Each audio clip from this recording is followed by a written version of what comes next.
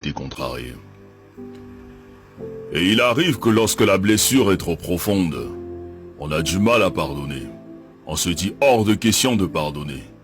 Ce que cette personne m'a fait est inacceptable. Mais à cet effet, que signifie donc pardonner?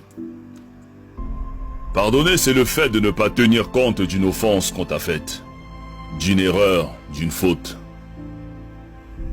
C'est le fait de renoncer à punir, de renoncer à se venger, de renoncer à rendre le mal par le mal.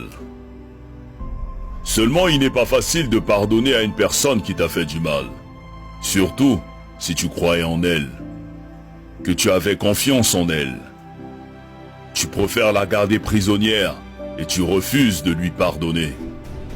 Le souci est que lorsque nous refusons de pardonner, nous nous constituons nous-mêmes comme étant prisonniers.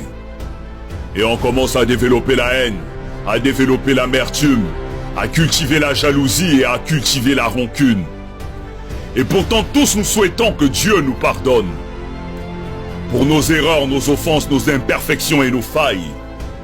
Mais nous refusons de pardonner les fautes des autres, comme si nous n'avons jamais fait du mal à personne, comme si nous étions irréprochables.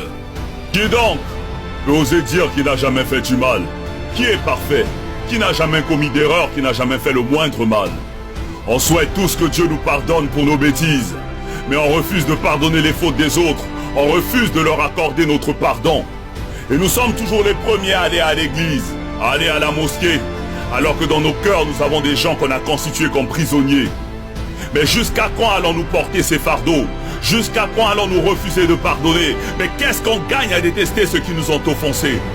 Parce que celui qui pardonne est celui qui a décidé d'avancer. Celui qui pardonne est celui qui a décidé de se libérer. Celui qui pardonne a fait le choix de donner un cadeau à quelqu'un même s'il ne le mérite pas. Parce que la rancune est une lourde pierre que celui qui pardonne n'a pas envie de transporter. Quand tu décides de pardonner, tu le fais d'abord pour toi-même. Tu le fais pour avoir la paix. Tu le fais pour avoir la tranquillité. Tu le fais pour être libre. Parce que celui qui refuse de pardonner est un meurtrier qui s'ignore. Pardonner, ce n'est pas oublier, ni cesser d'aimer, mais c'est se libérer d'un fardeau, c'est se soigner, c'est relever la tête, c'est prendre son chemin avec le sourire pour avoir un meilleur lendemain. Pardonnons à toutes ces personnes qui nous ont blessés. Pardonnons pour que le Tout-Puissant à son tour puisse nous pardonner. Pardonnons pour être au-dessus de ceux qui nous ont contrariés. Pardonnons pour retrouver la paix et progresser.